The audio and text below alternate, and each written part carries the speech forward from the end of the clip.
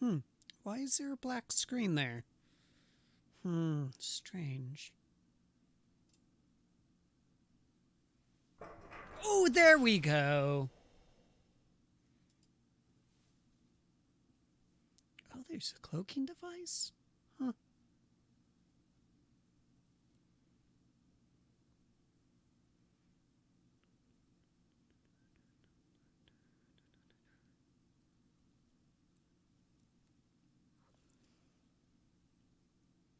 Oh. Oh! Ha! Nice! Okay. That's useful. This whole entire time I've been playing in windowed mode, and you guys have had a letterbox. I'm totally sorry about that. Huh. Neat. Oh, that's right. Afterburner.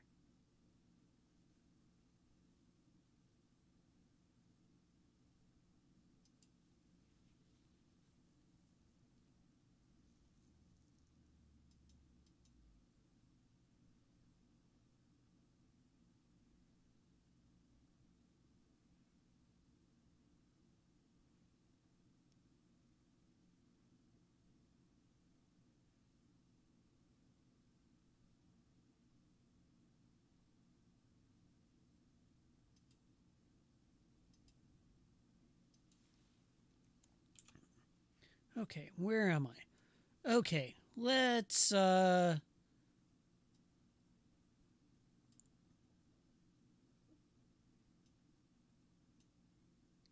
scoots around the dirt belt a little bit.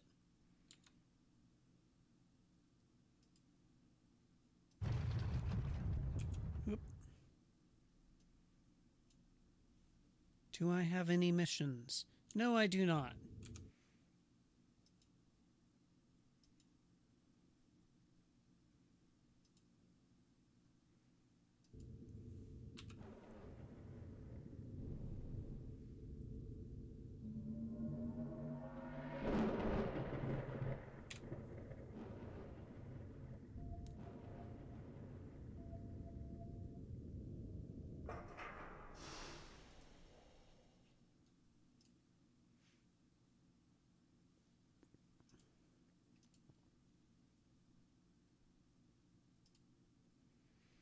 As you walk through a spaceport, you see a distinctive group of people lugging a collection of instruments.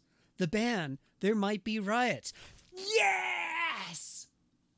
Ha ha ha! Oh, oh, the joy!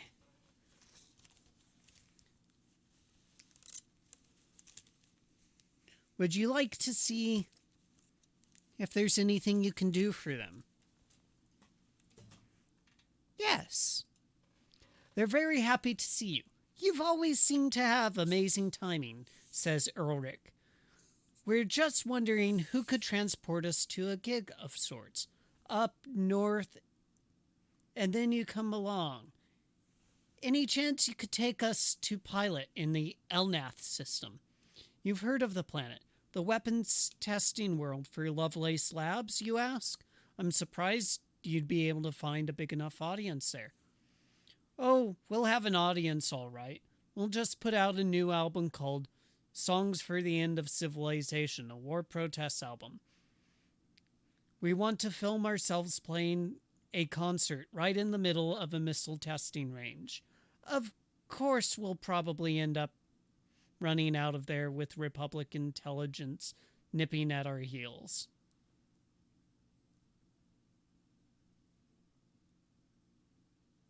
Sounds like a worthy cause.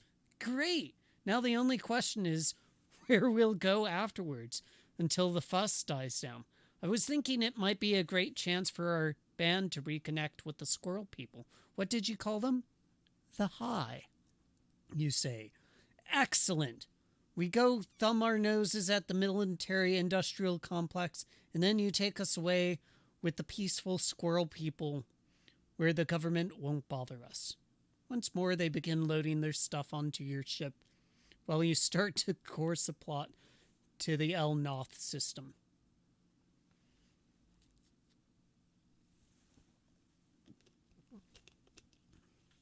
Oh boy. Well, this is gonna be fun, isn't it? Go figure. I actually live in a missile testing range, part of the Pacific Missile Testing Range.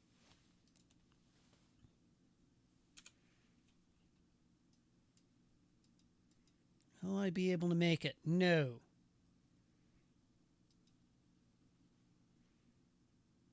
Will I be able to make it to Seoul?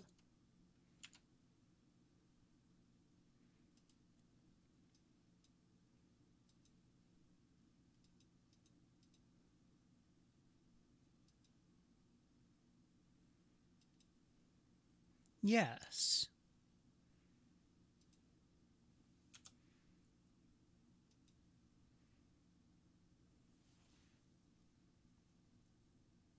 And since Seoul needs food, let's first sell all excess outfits and buy all the food that we can. And then depart.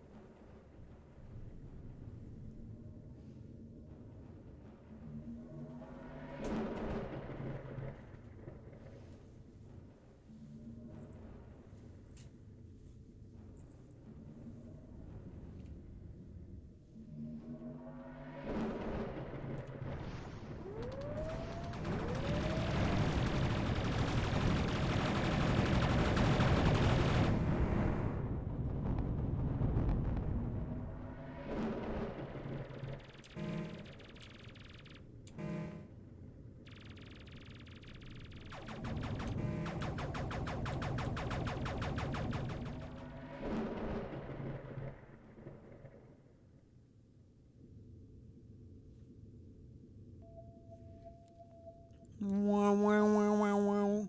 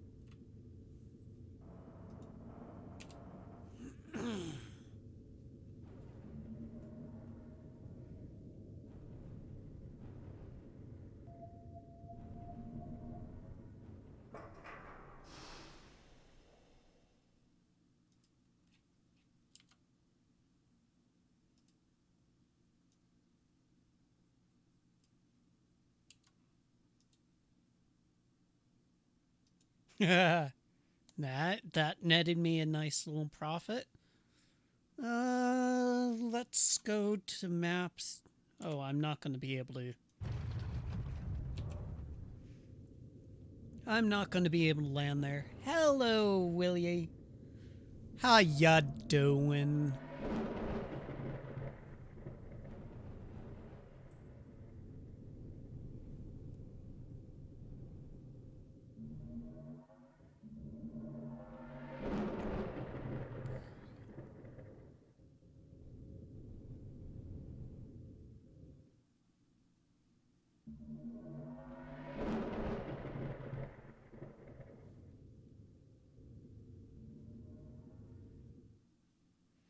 Interesting. Just had finished some support with someone who was trying to install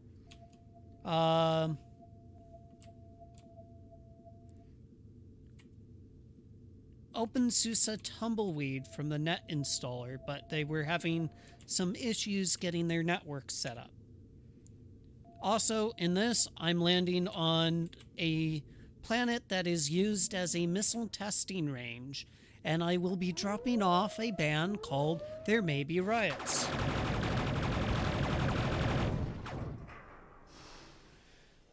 You bring your ship to a gingerly landing in a section of the testing range that doesn't look too pocket-marked with craters, and the band begins setting up their equipment and video cameras. "This is great," says Ulrich. "We'll be broadcasting it live all over the net," and people started asking why the government thinks it needs all these weapons of war. The band plays through about a third of their set without any evidence that the locals even know you are here, which is surprising for such a tightly secured planet. Then, right in the middle of a peculiarly crunchy anti-war song, your long-range radar picks up something. A large number of ships approaching from 100 kilometers away.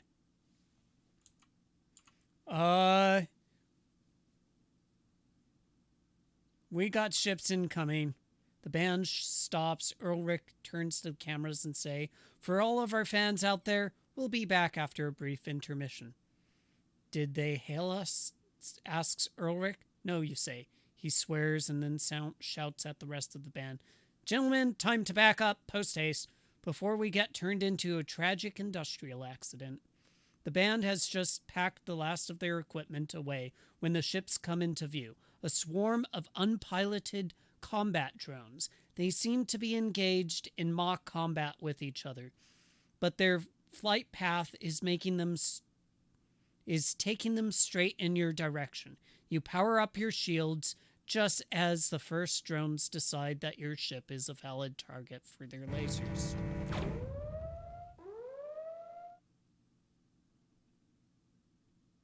So,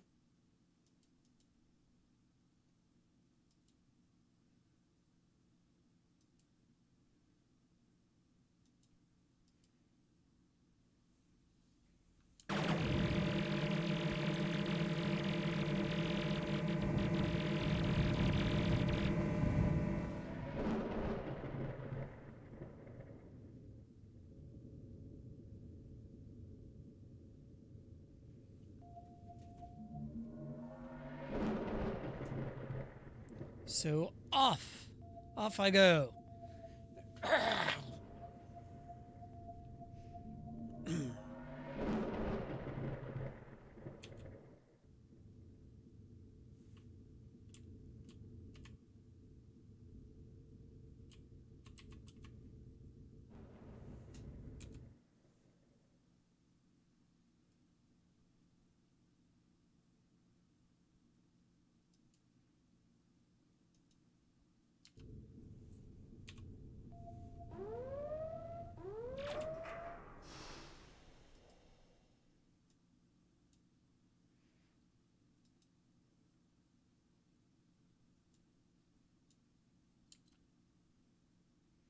Okay, let's see if there's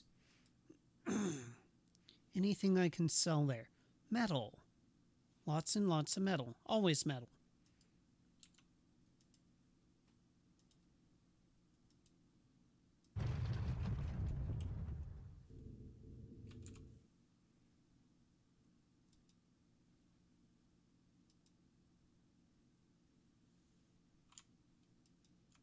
No, stop that. Damn it. Okay, fine.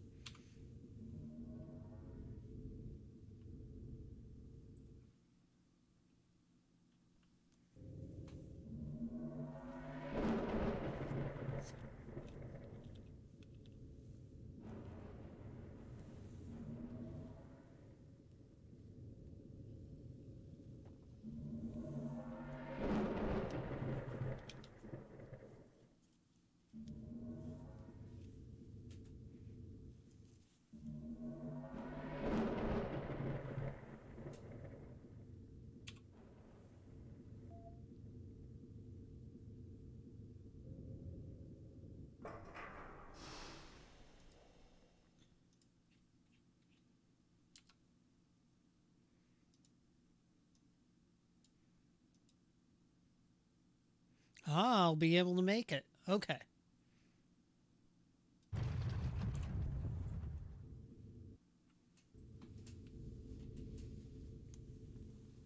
With this, I should be able to complete the archaeology story, which is one of the deep missions.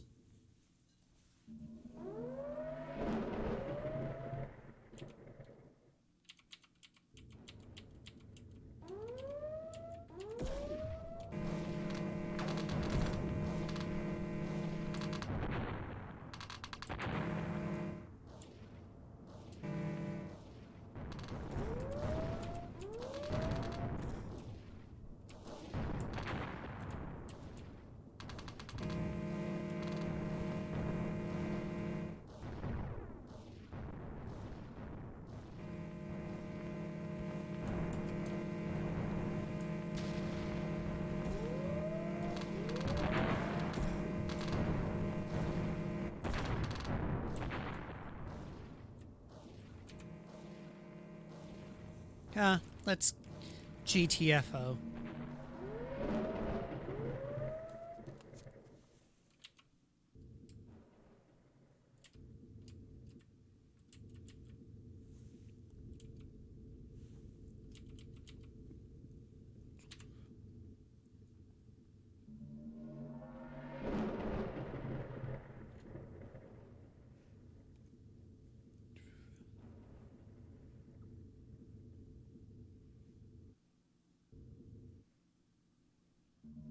And we're off.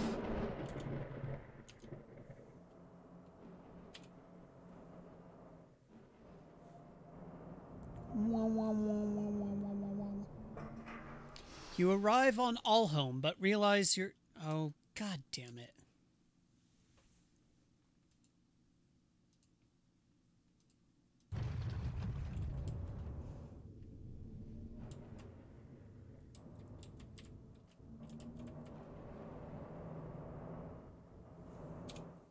Where are they?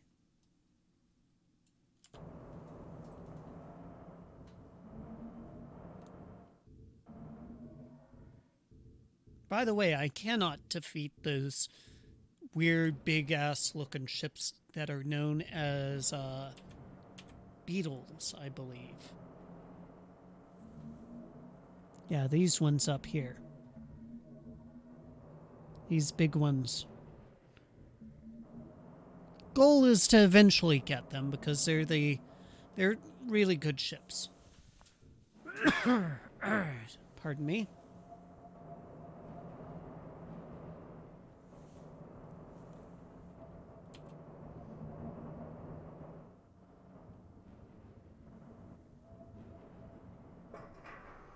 You drop off, there might be riots at Allhome. Ulrich is looking around the spaceport in wide excitement. This is it, guys! We're back in the land of the peaceful squirrels. Captain Foxdog, I don't know how to thank you, but here's a start. He hands you 500,000 credits. As the rest of the band begins unloading their things, Ulrich adds, speaking more quietly, in the good minstrel fashion, I'll pay you not just with money, but with a story. Back when the fame first became too much for me, I rented a shuttlecraft under an assumed name and went tooling around the galaxy just to get away from it all. I found some cloudy star out along the rim, parked my ship where no one would bother me, shut down everything but life support, and just sat there meditating, enjoying the silence for 2 or 3 days. Then, suddenly, clear as day, I heard a voice say, "Are you okay? Do you need anything?" I was so shocked that, without even thinking, I said, "I'm fine. How about you?" The voice told me he was sad. Sad because that part of space used to be home of another species, and now they're all dead. He said we humans built our cities on the graveyards of a great civilization and didn't even know it. And if we didn't stop fighting each other, our species would die off too.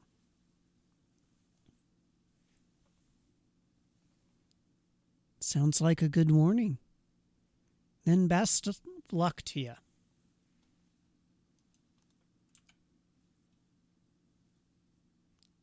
And that was the end of There May Be Riots. But that is not the last of everything. Come on. Nope. Get me back to... There we go.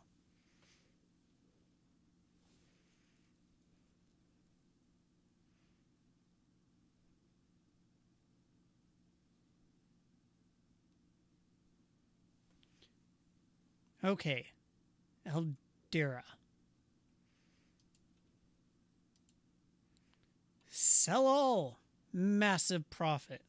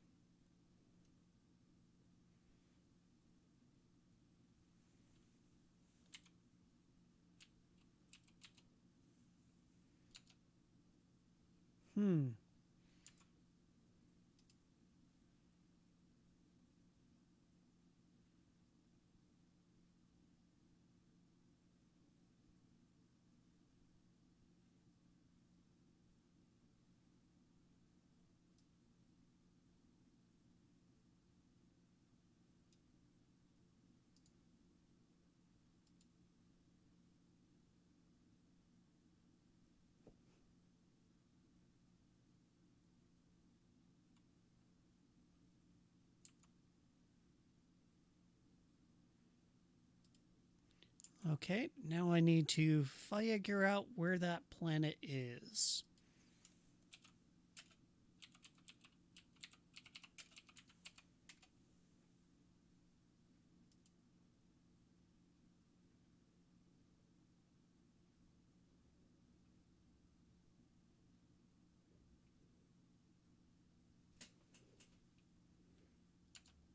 Oh, it's in the free worlds. Okay.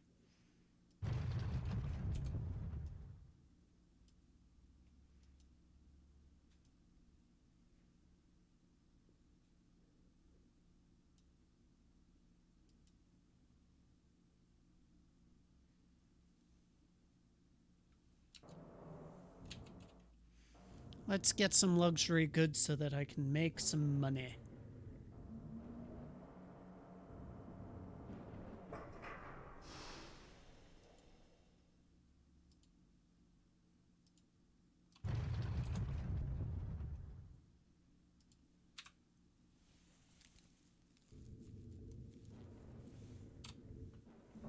Super speed!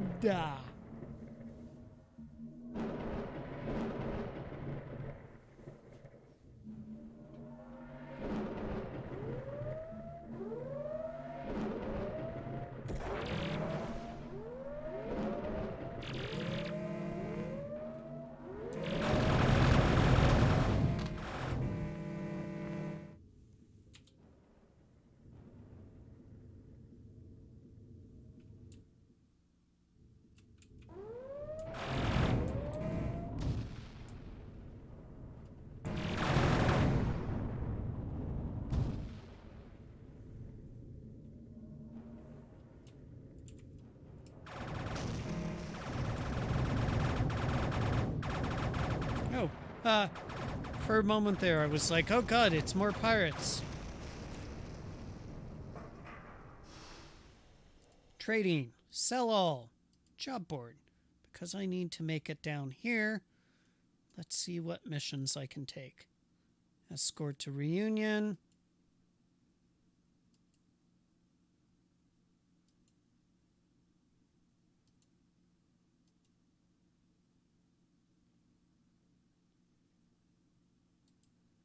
Rush delivery to Mars. Good. Wait. I'll accept that, because why not?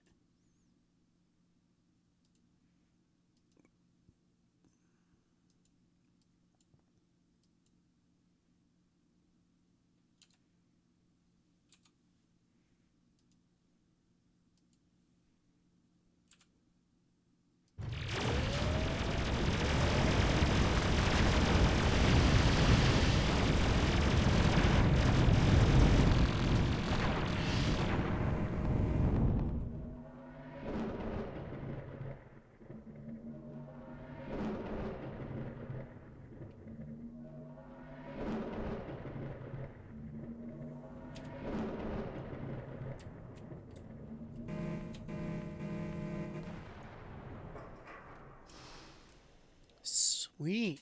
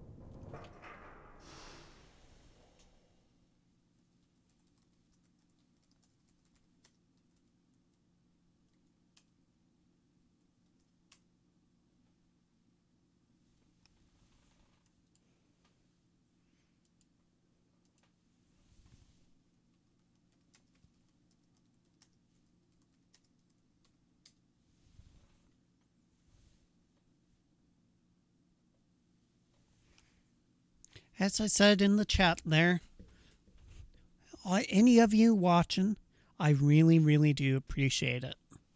This is a fun game, at least to me, and I hope that I am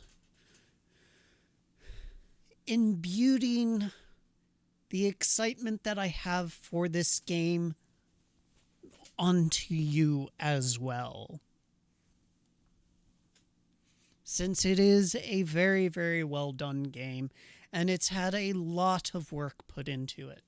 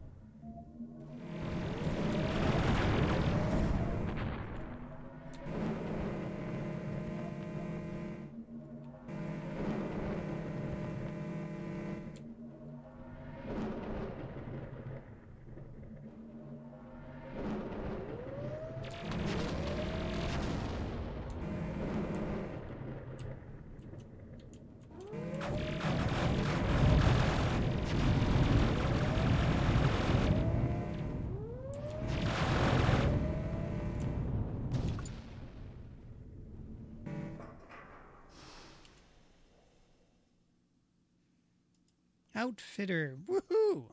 Let's get a map.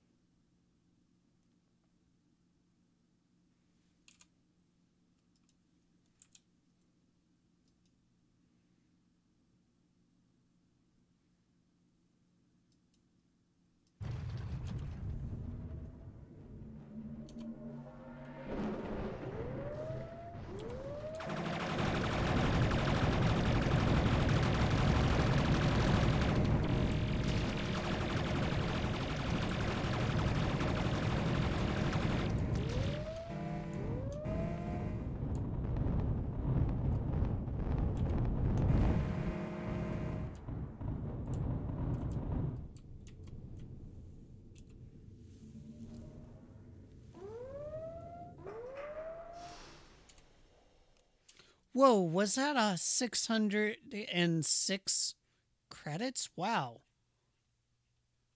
Wow.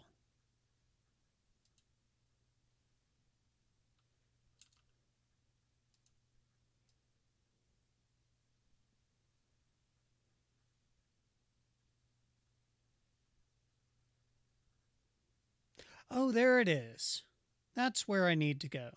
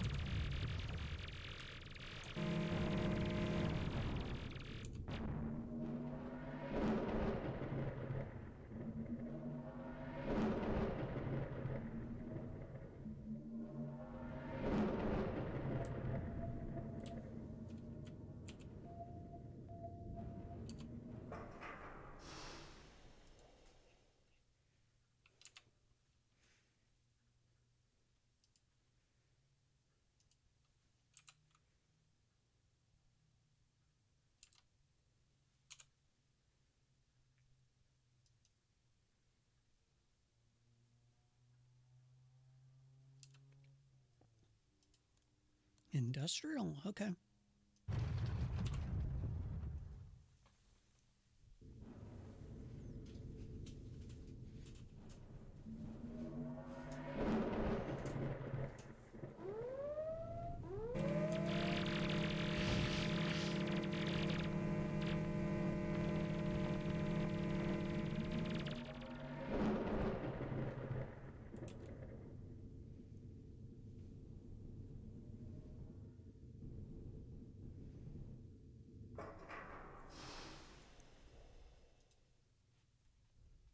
Anything good? Medium warship. Ooh, neat.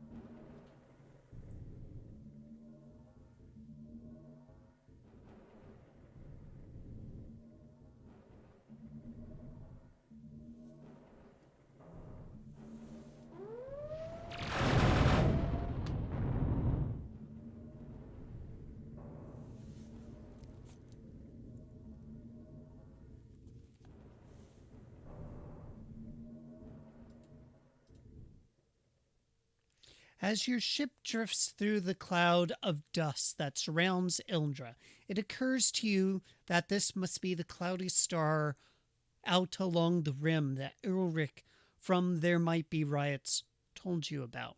Remembering your story, you shut your eyes and attempt to meditate, but instead you fall asleep. You dream that you leave the star system and return to Zug, but when you land, there, everything is different. The cities you remember are gone, and in their place are other cities with strange architecture, populated by gargantuan dragon like creatures. Time speeds up, and as you watch as the dragon cities grow and spread out, you see one city buried under a massive lava flow. Starships buzzing around like a cloud of flies to carry people and goods to safety. Other cities are destroyed by war, and then abruptly the dragon people are all gone. Their cities lie vacant, buildings crumbling, and forests reclaim the land. When you wake up, you find yourself back on the ship in the Eldra system. Weird. Okie dokie. So that was that part of that one done.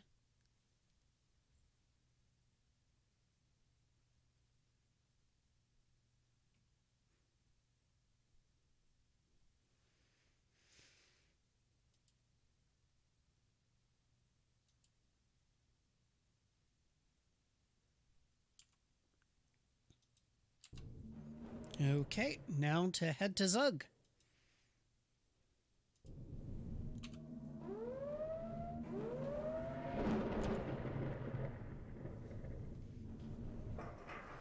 On a whim, as you're landing on Zug, you pull up a geological map of the planet and find the geography you dreamt of while drifting in Eldra system was surprisingly close to the real thing.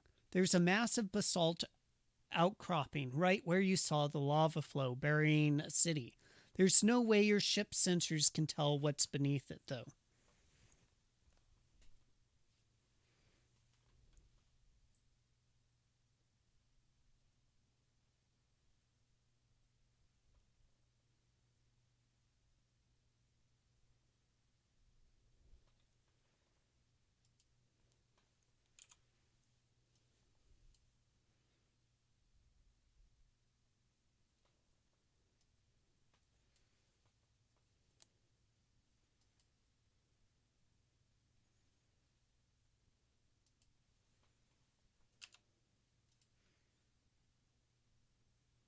Let's accept a bulk delivery.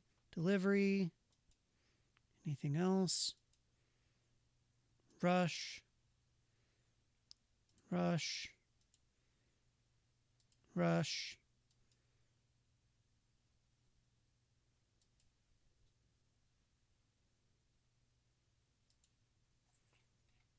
Anything good? Nope.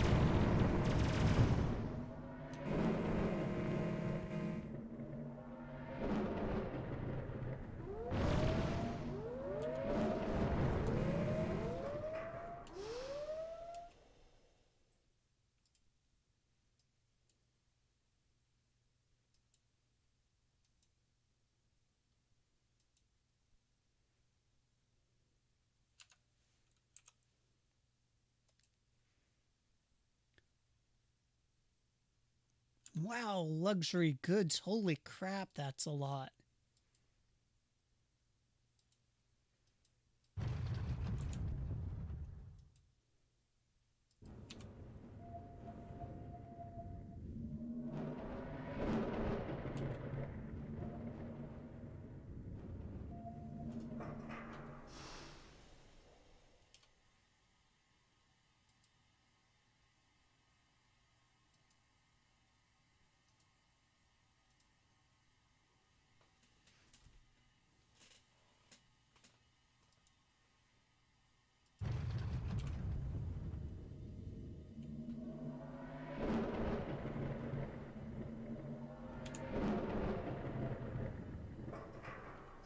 $10,188,000.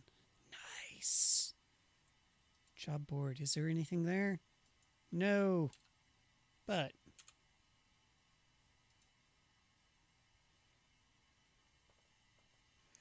nothing much that I can make a profit on.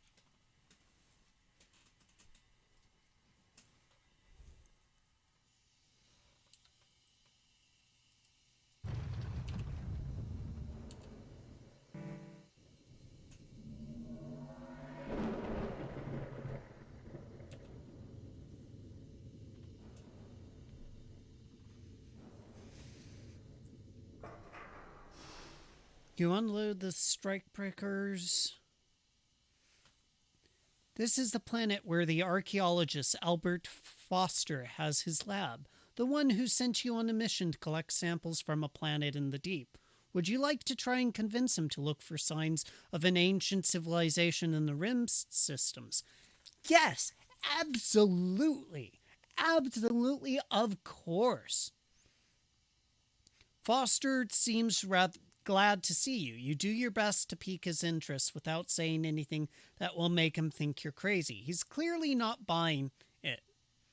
I'm sorry, but I'm not mounting an expedition just because you have a hunch.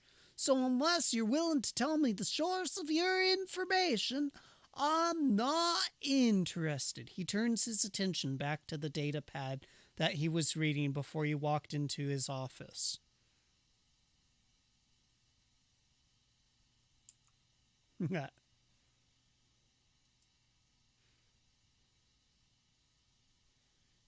Let's see.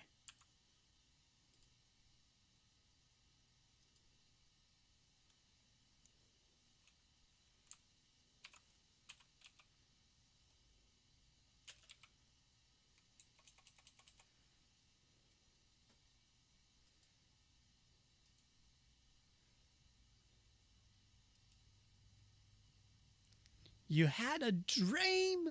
Sorry, no. Ornithological archaeology is notoriously unreliable. I think a telepathic alien spoke to me. You expect him to laugh at you, but instead he's so shocked that he drops his data pass. An Archon?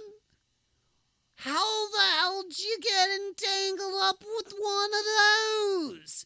You tell him the story, and he listens intently. It's feasible. We heard rumors from the Kurag that an alien civilization used to exist out on the rim 100,000 years ago. No signs of it, of course. Any artifacts they left behind have been destroyed by elements or perhaps intentionally removed. But if the city were encased in lava, it would preserve signs of it even over such a long time frame. Foster makes a few phone calls to cancel his upcoming plans and then shows up at your ship with a large collection of geological surveying tools. Well, boy, let's go out and check it out.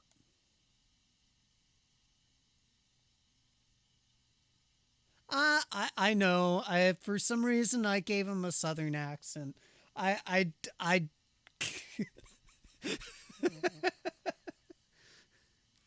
Hey, I know some really, really intelligent people from the deep south that are rocket scientists and whatnot, and they've got that sort of accent, so that's what I'm playing on. And greetings, Sir Derpy Horse.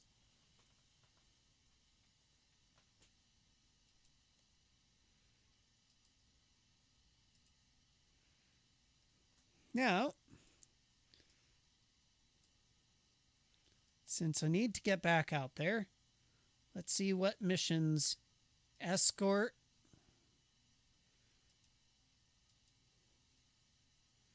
Bulk. Large rush. Okay.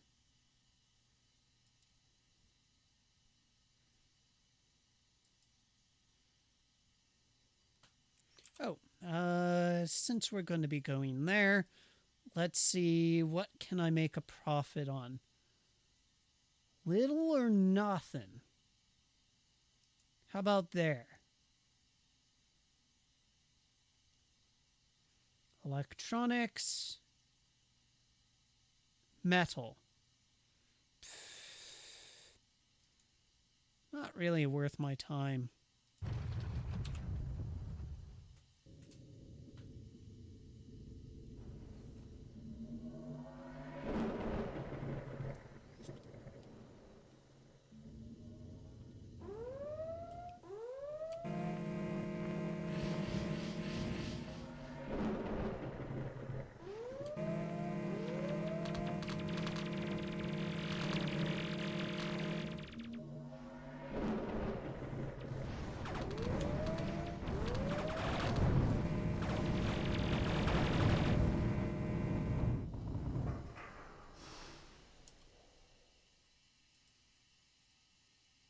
See if there's any more along the way.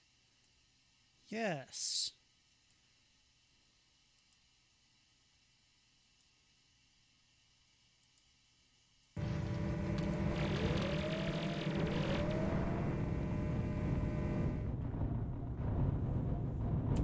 What's my combat rating? Ooh, I'm a 7 now. That's nice.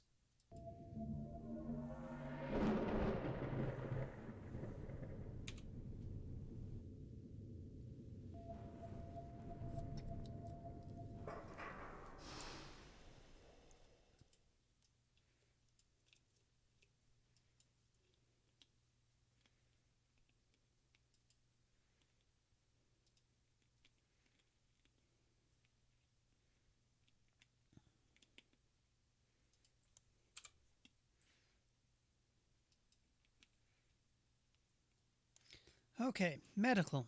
Trading. Let's pick up a whole slew of medical.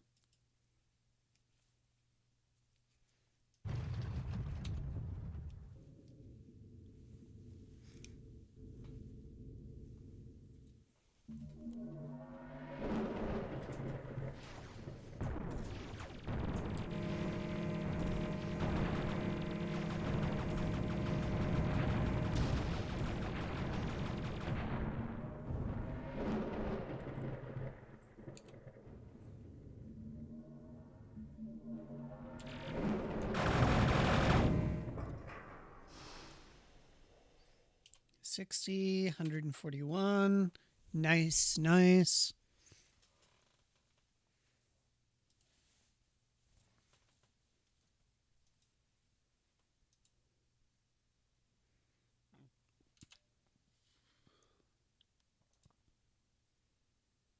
Sell all. Cool. Made a little bit of a profit there.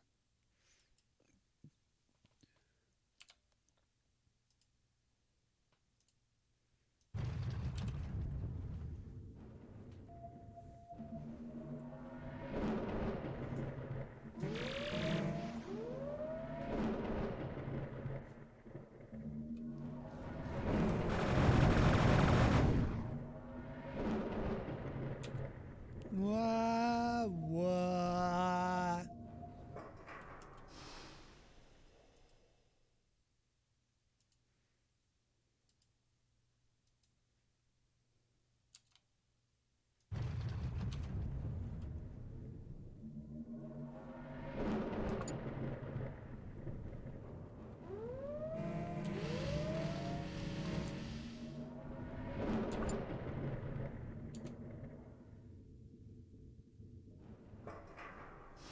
You drop off your cargo. You land on your ship on the lava flow, and Albert Foster fires up his surveying equipment. This will show me the density profile of the different layers of rock beneath us, he says, as he gradually dials the instruments down to deeper and deeper layers. A few irregular hotspots appear on the screen. What are those? Or be quiet and let him focus. When the scan reaches about 30 meters below the surface, suddenly the view changes. Great burning suns, says Foster. There is something down there. Roads in a triangular grid. That ain't no human city, son. You both stare at the monitor for a minute, and then Foster says, I'm gonna need to pull some permits. Meet me in the spaceport in about an hour if you're willing to help me pick up some of the other stuff we'll need.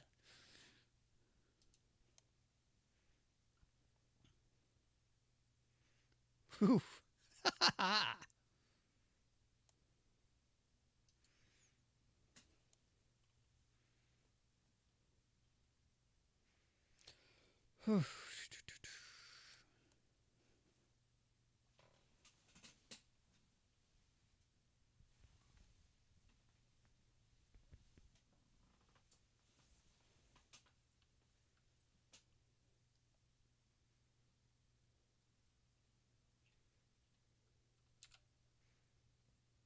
Okay, let's go to the spaceport. When you meet up with Foster, he tells you, this is gonna be a bit tricky. We're gonna have to dig through a 20-meter thick slab of solid basalt to get at those ruins. We have to work fast or my competitors will catch wind of what we're doing and beat us to the punch. But we have to work delicately too, or we'll damage what's beneath. Blasting won't work. I think some of the Syndicate's strip mining equipment could do the job. Would you be able to pick up maybe 20 or 30 tons of heavy machinery from Crossroads? Sure.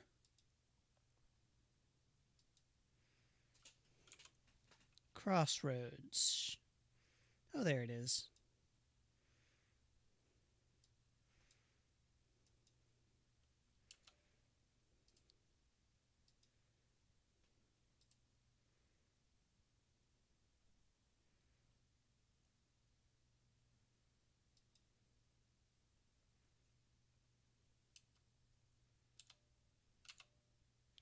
Wait. Is there also another mystery?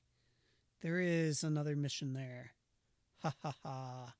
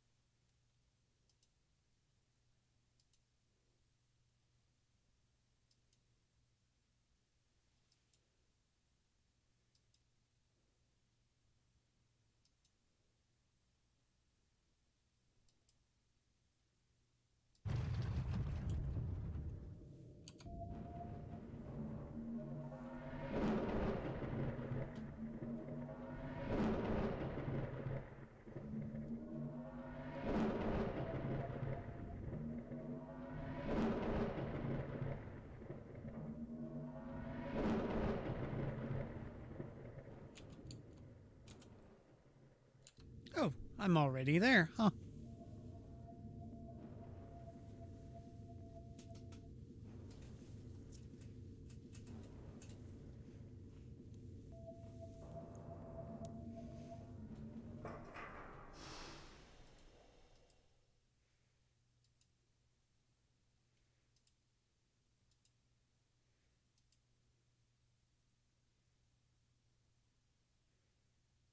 Well, I need to go there, and I need to go there.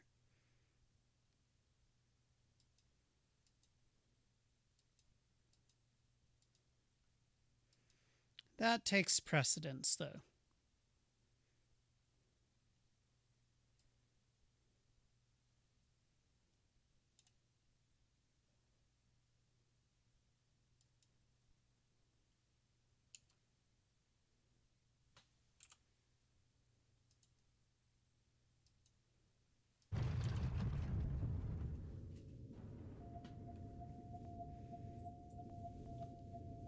Since I'll be coming back that way.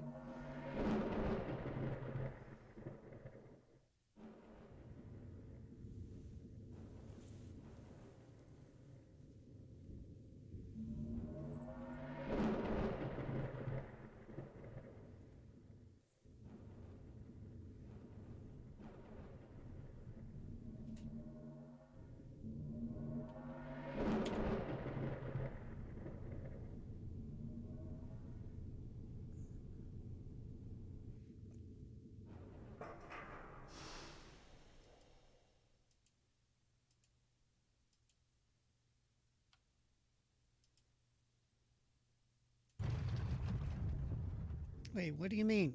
Oh, oh, bloody heck.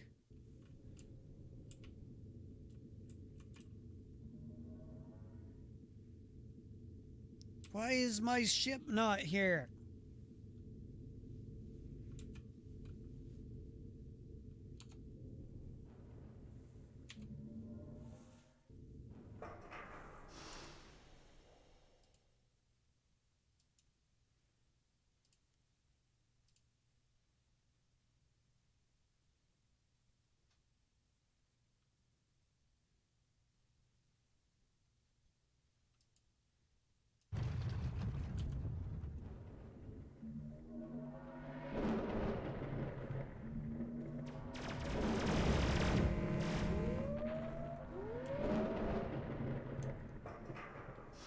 You you have arrived. When you arrive in on Crossroads, the excavation machines requested by Albert Foster are already waiting for you in the spaceport. They have some of the largest terrestrial vehicles you've ever seen. A truck with enormous tooth grinding wheels for cutting through stone and a front end loader for carrying loose stone away. You will barely be able to fit them through the entrance of your cargo bay. Bullshit. I've got one. I've got one of the largest ships that I can afford. So, bullshit.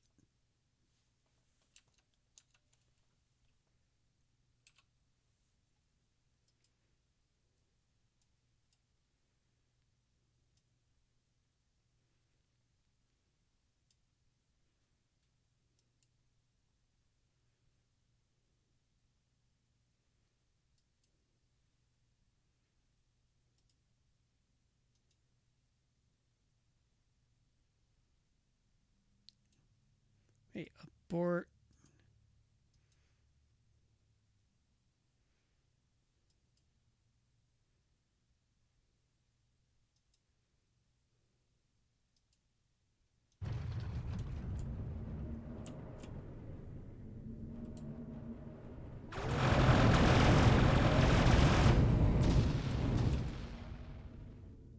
There we go. Now the other ship is here. Freaking heck.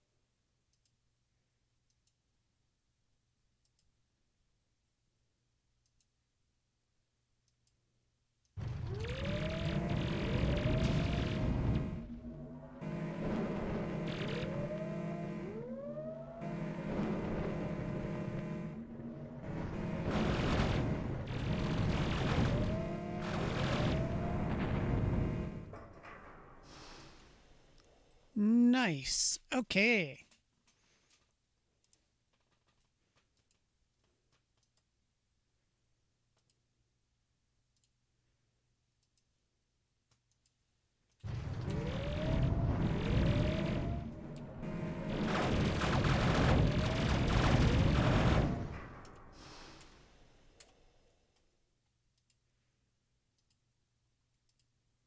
Ha! That's going to be a huge payment.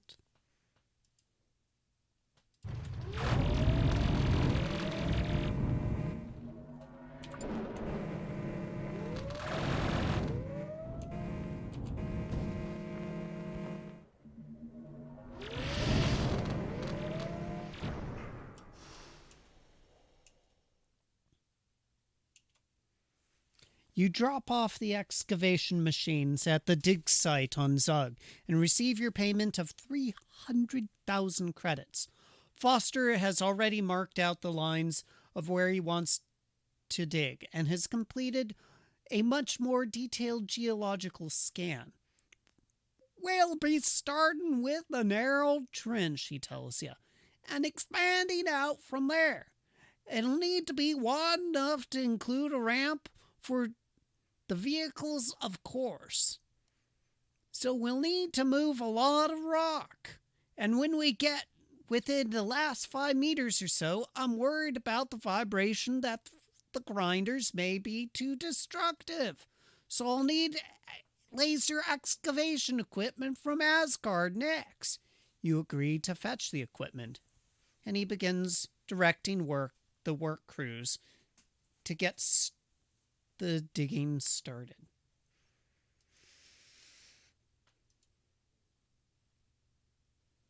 So where do I need to go?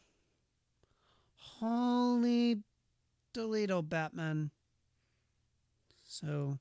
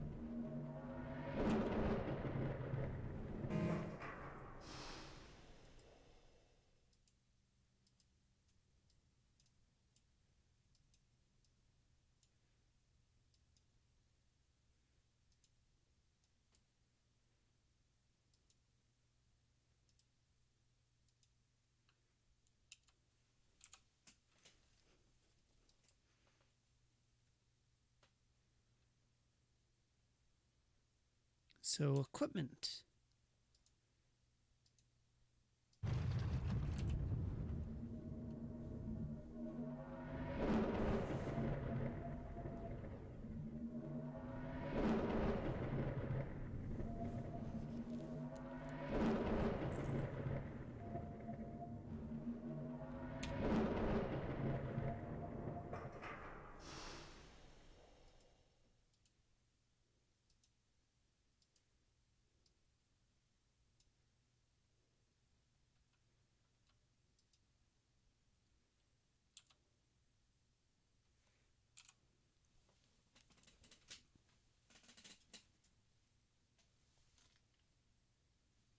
So food.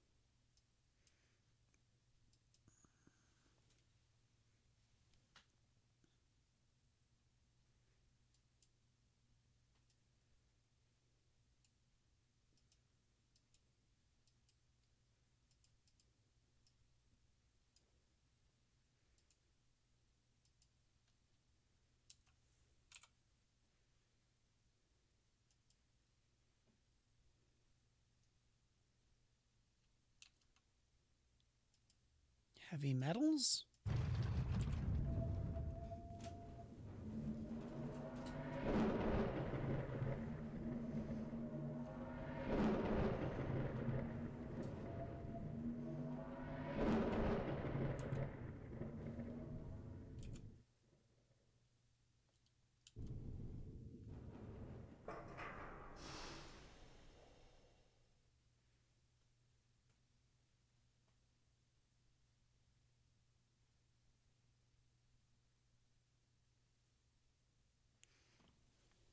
Whoa.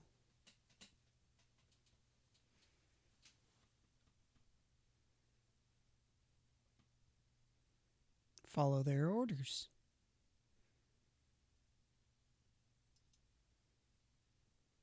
"10 minutes pass." Wait.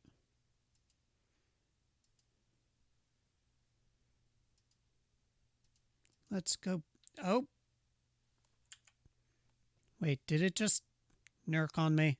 It nerked on me, didn't it? It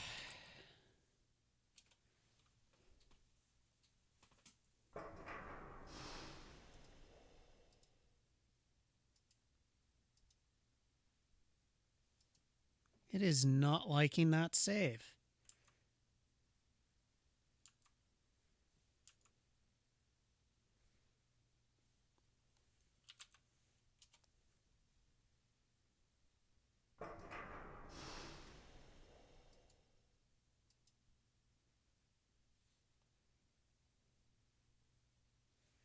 Huh.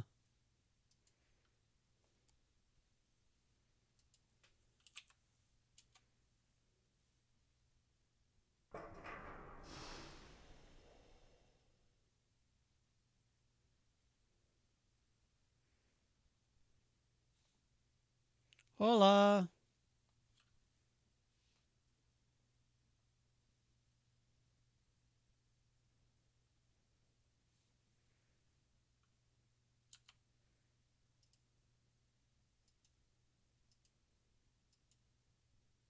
Nope, not liking that at all.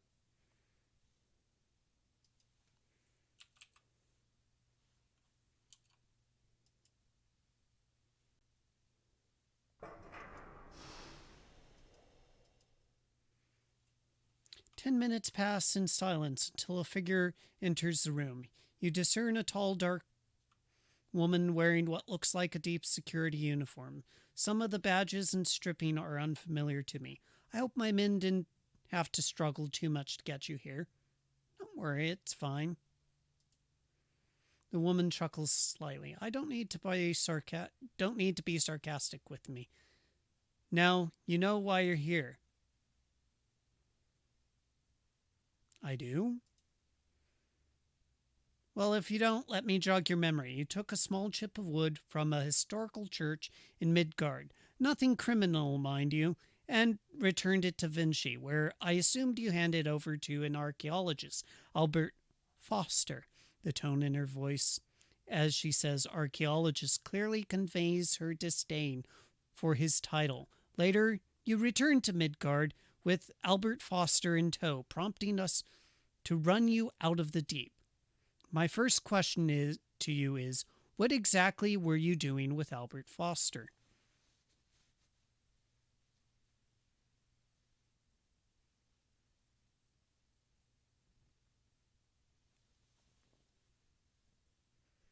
"He told me he was researching the deep and needed help conducting his research." "And why do you think he needed someone else to do the work for him? Because he isn't allowed in the deep?" "Precisely. Now, did Albert make any discoveries due to your assistance?" "He discovered a church in Midgard is older than it should be." "Interesting. Is there anything else that he discovered?" "Well, we used gravitational equipment and found what looked like an artificial singularity." The woman's mouth turns into a sly smile as she leans back in her chair. "Thank you for the information, Captain. Before I let you go, I want to thank you for the work you've done for the deep. I was interested to hear that the same captain who helped us pursue Basilbub also helped Albert Foster. Don't worry, we all make stupid mistakes. We'll scratch this one off your record. You clearly mean no harm to the deep, so I'll give you the privilege of asking me any questions you might have after this encounter. I think this is a deep mission.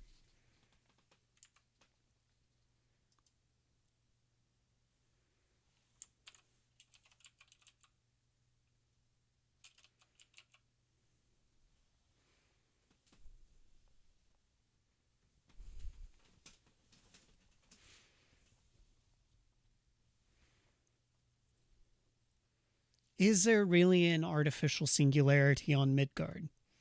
Those gravitational mapping devices can be so finicky sometimes. I'm sure it was nothing. Was the deep really settled? The exact date has been lost to time, but folklore states that the first humans arrived here in the mid-1300s, before the time of the Black Death plague on ancient Earth. It's not wise to believe in wonder tales. Were the original humans of the deep really brought here by aliens? That's a question for people who originally brought them here. The woman flashes another sly smile. That will be enough questions for you. You will be escorted back outside momentarily. Enjoy the rest of your day, Captain. The woman gets up from her chair and stops in the doorway. She turns her head slightly and says in a low voice, "I'll be watching," and then leaves. Moments later, the same two men that brought you in step into the room and ask you to follow them. They lead you to the entryway and lock the door as you step out to the spaceport.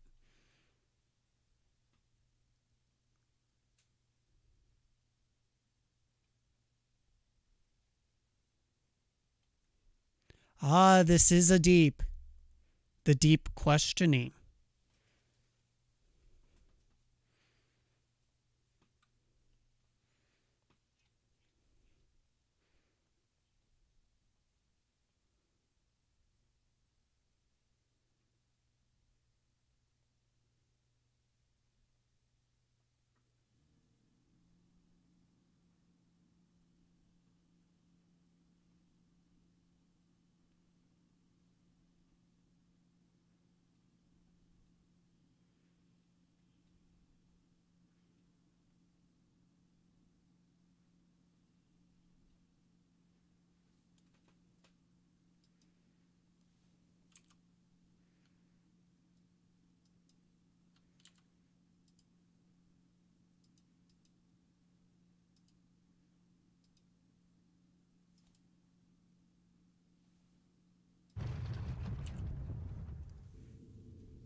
I wonder what's up with my quick saves, though.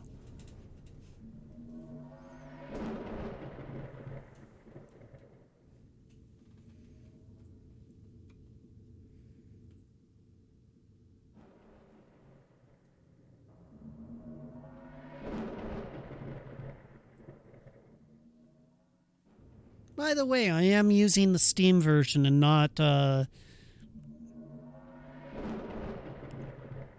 the one provided by the Linux distro that I'm running, or compiled version from scratch.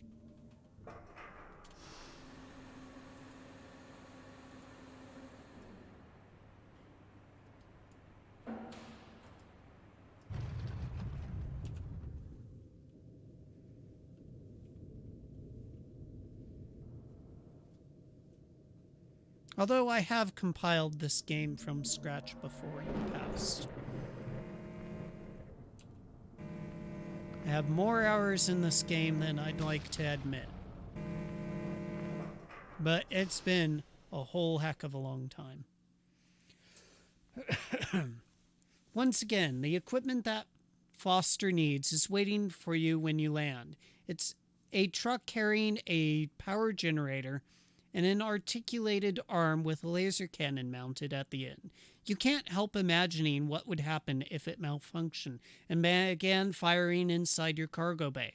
But the engineer who delivers it assures you that many redundant safety it has many God, okay, let me redo this except my way. But the engineer who delivers it to you assures you that it has many redundant safety protocols in place. Also waiting for you is an encrypted message from Foster. Hi there, Im. I've been told that one of my competitors, Sybil Hatch, has been asking around trying to figure out where my dig site is. She's an antiquities thief. Robs archaeological sites and sells the artifacts on the black market. I think my equipment purchase on Asgard might have caught her attention. If so, her ship, the Oxymoronchus, will be following you. Don't return to the dig site until you're certain you've shaken her.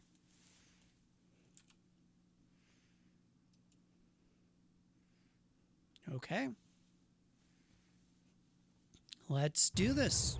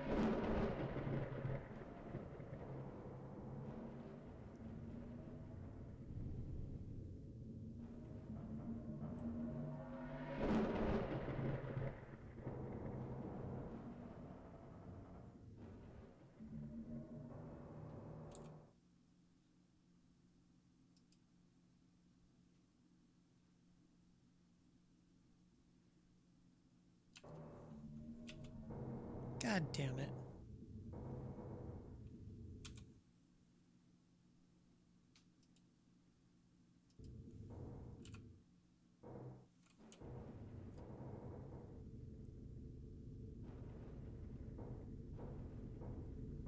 Can I kill her?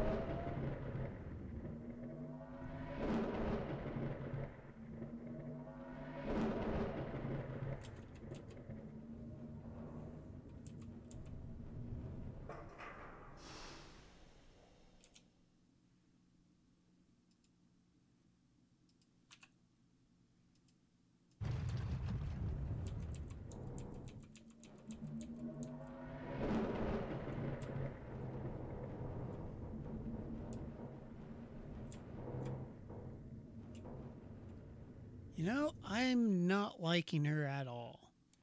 Hmm.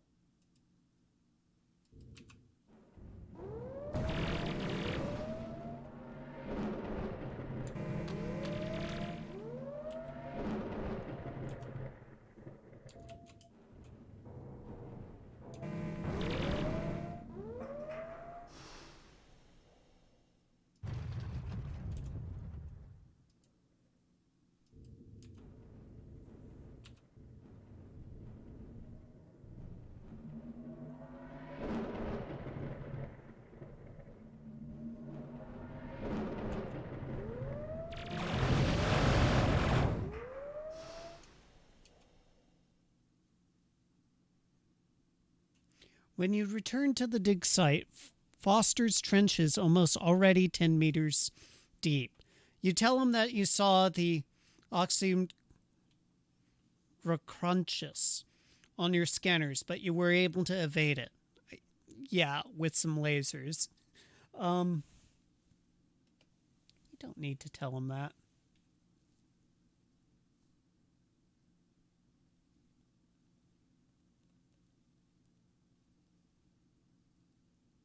Yeah.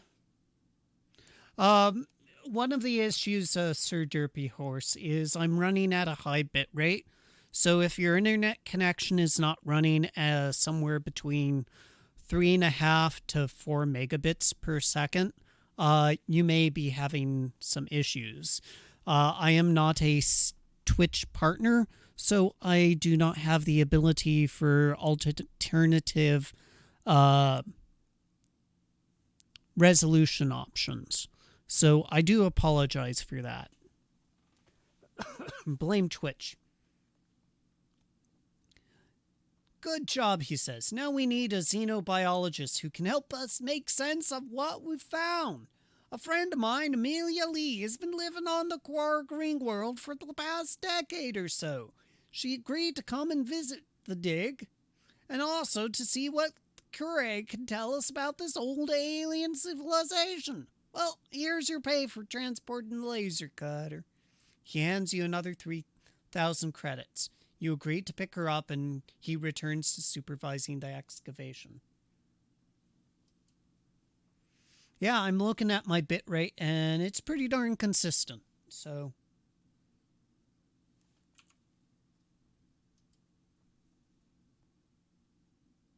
and I'm looking at OBS, and I haven't dropped any frames yet. And I'm looking back at the game, and I'm running at a nice, smooth 4% CPU utilization and 7 to 8% GPU. So, I don't know.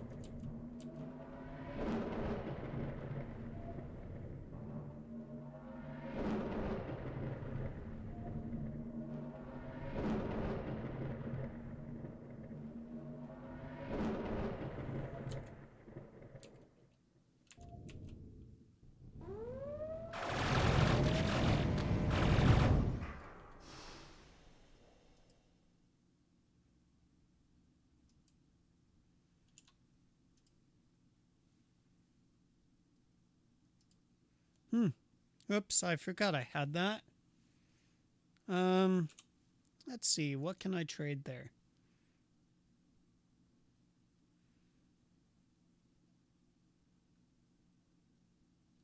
Food.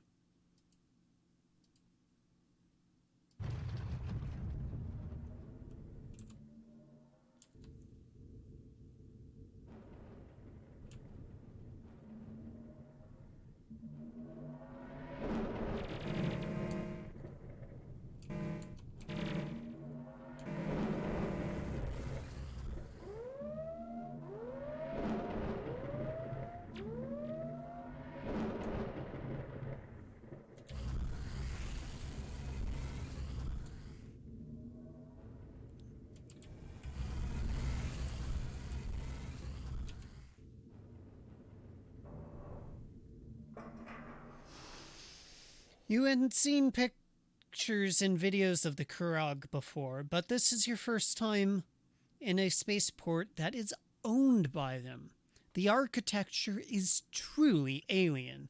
Uncomfortably tall ceilings, strange colors, and the walls never quite seem to meet at the right angles. The Kurag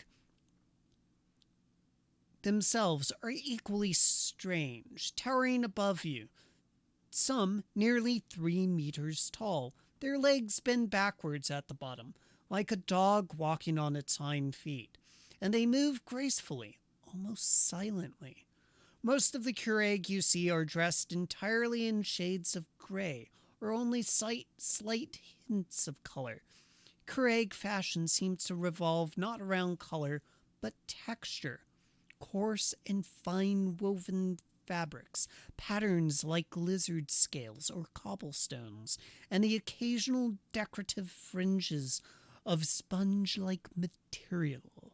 Their skin deep gray, sometimes with a hint of green or blue or brown beneath it, with a fine scale pattern like a reptile. But what makes their eyes startling is that they look very human, except that some of them have gold or violet irises instead of green, blue, or brown. They have no hair, but many are wearing small cloth caps or hoods. One of the Kurag notices you gawking at them and walks over.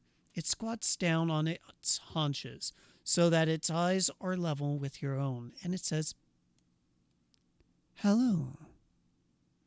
Its voice deep, sounding like an accordion or the buzz of a beehive blended with the hum of a starship engine. Speaking slowly and deliberately, it says, I think you are new here. Are you what is called a tourist?"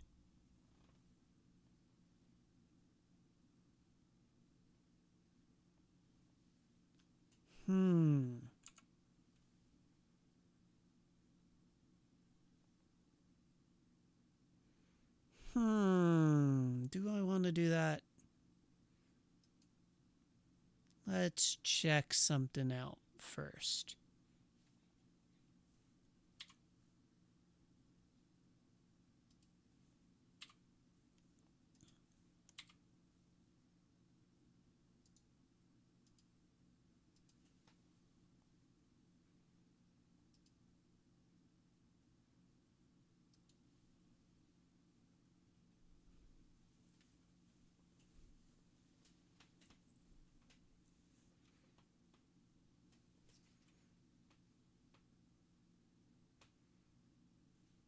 No, I'm a merchant captain. I buy things. I see. The Kurag blinks slowly. Its eyelids come from the sides of its eyes instead of up and down. In an otherwise so human eye, the effect is disconcerting. Many humans have questioned when they see us, and we, the Kurag, live for many lifetimes of humans, so it's not burdensome for this one to speak with you.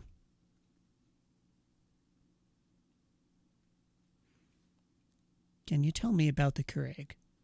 We, the Keurig, are unique of all of the species. Our species began on the moon of a great gas planet, on a planet most small, that has gathered about itself very little air. We cannot step many steps on the worlds that the High, the Korath, and other species desire. And the worlds like our home, you could not breathe the air there. Wait a minute. You could not breathe.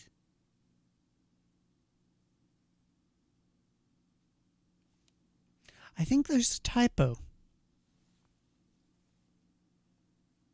I think that should be THERE. You cannot breathe there. So thin. Air. And the world's like our home. You could not breathe there so thin. Oh, they're so thin air. Okay, that makes a bit more sense. For our lungs are very subtle. We are an old race, and we do not kill for sport or whimsy. So the Drac gave us the gift that we may go amongst the other races and settle where we please, and make friends of all, because none dare be our enemy.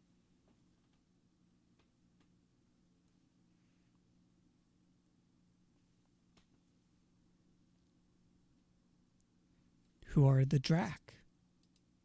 The Drac are the eldest living, not the firstborn, for they are long gone, but the eldest living, and yet they are far younger than our stars. They tend to cultivate the pathways between the stars and prune away the paths that any species would travel to make war against another. And they hold the secrets of travel beyond those pathways and give the secret only to a worthy few, so that peace may prevail. It taps its chest with one hand, signaling that the Keurig are among the few. Not that the Drac are strangers to war. Planets, moons, even stars were consumed in their wars, and are of no more. But then they learned wisdom, and have fought no more wars, many millions of human years. They live nearby, but they keep to themselves, and intervene in the affairs of other races only to prevent the destruction or use of obscene technologies of war.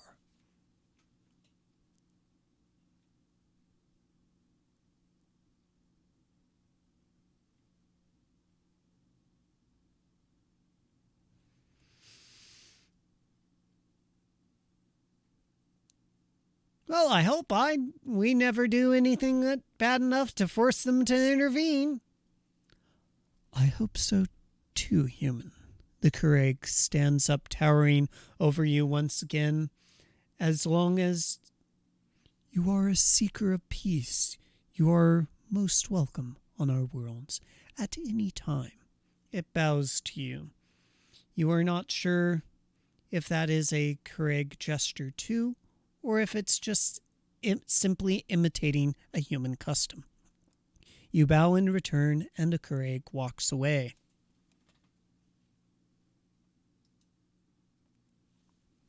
Ha. So, double mission. I guess that means I can do some missions with the Keurig. Yay, more streams! Amelia Lee meets you at the spaceport, along with a Keurig, who is a bit shorter than normal, but still tall enough to tower over you. Captain Foxdog? Let me introduce my friend Yartis Armorti de Farsuknai. She says, Yartis will be accompanying us to the site. No problem. Welcome aboard. Both of them aboard your ship, Amelia chats enthusiastically with you. One ring world can sustain a population in excess of 1 trillion, she says. So the Keurig need long names in order to unambiguously identify themselves. She goes on to ask questions about the progress of the dig, using so much technical jargon that at times it almost sounds like she's speaking Keurig language rather than your own. Clearly, she is knowledgeable about the study of alien societies, and you are surprised to learn that she was actually born in high space as the granddaughter of some of the first humans who settled there.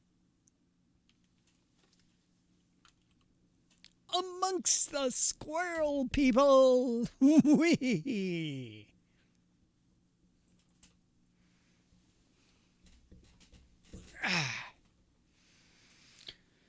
Whew.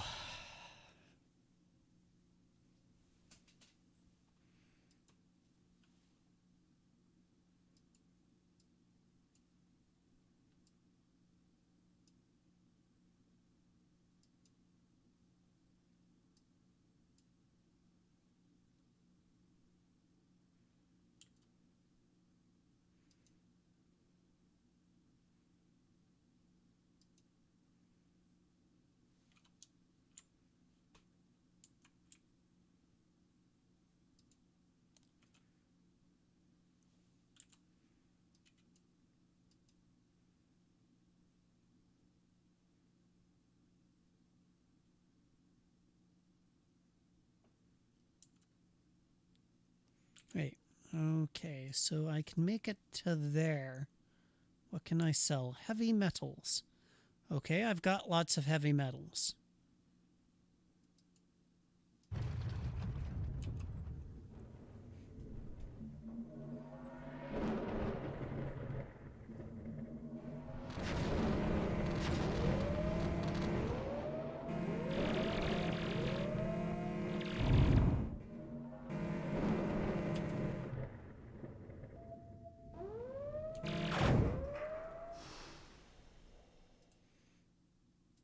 Sell all. Cool.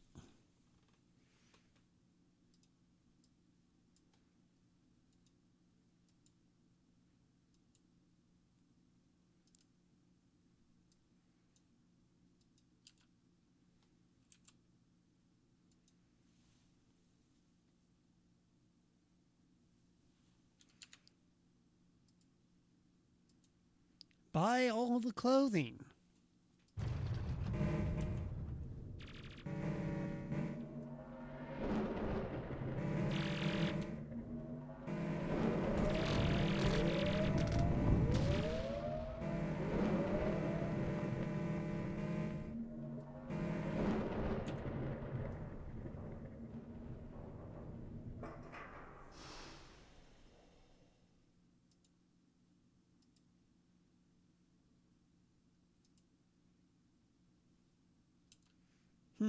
No jobs of interest.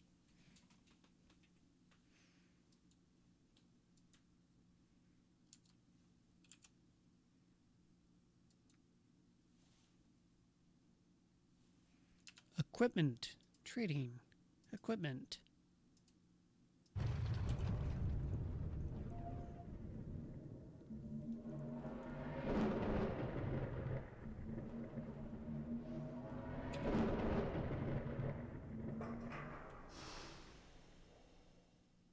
You drop off your cargo.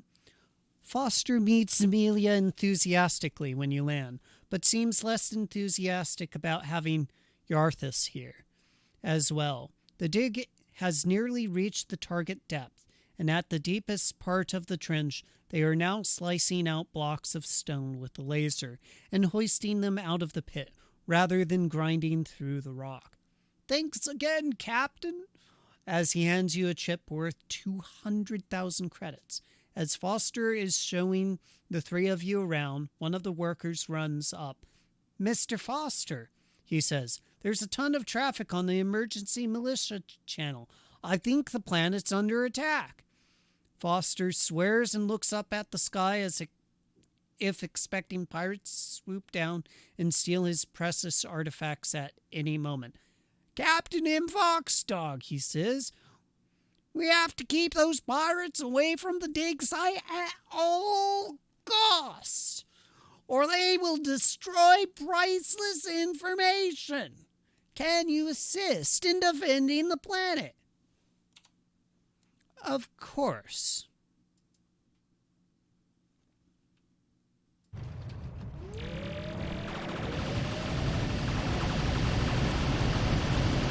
Ah.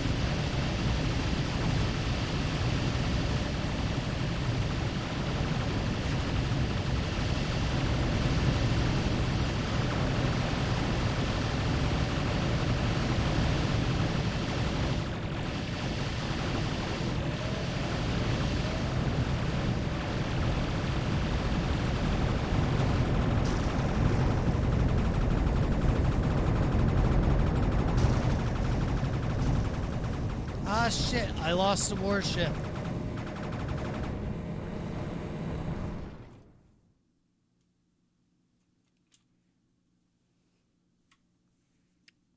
Damn it.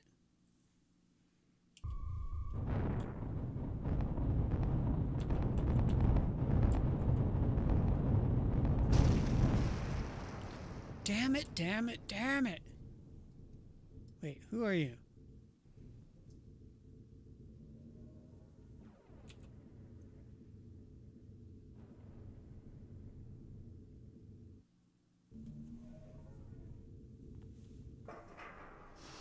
A plume of smoke is rising from the dig site. Fearing the worst, you land and find out a missile fired by one of the pirates destroyed one of the huts where the workers were living. But fortunately, no one was inside at the time. Foster was shaken but still committed to finishing the work. "It will be months before we've excavated enough to be able to publish any findings," he says. "But Yarthus told me that the Keurig will be stationing a war dragon here for the remainder of the project to prevent any further foul play." Foster gives you one last payment of 400,000 credits for your help driving off the pirates. "And I'll sure to give you credit for your help when the news goes public." Nice.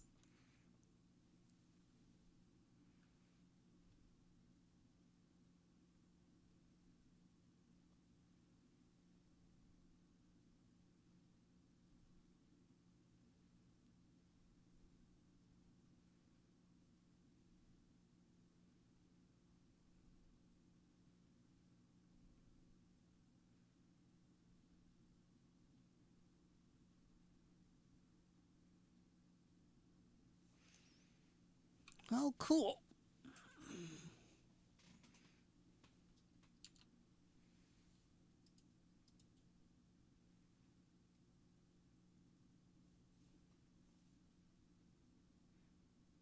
And you know something? I think that's going to be it for the night. That was a pretty intense 2-hour gaming session. So, with that, I hope you like, share, subscribe, all that jam. I will have this up on YouTube eventually. And with that, I thank you all for watching. I really, really do appreciate it. And I hope you will join me again the next time I stream Endless Sky, the free and open source Escape Velocity clone, available on Steam and GitHub. And with that, thank you again, and have a wonderful day. Bye-bye.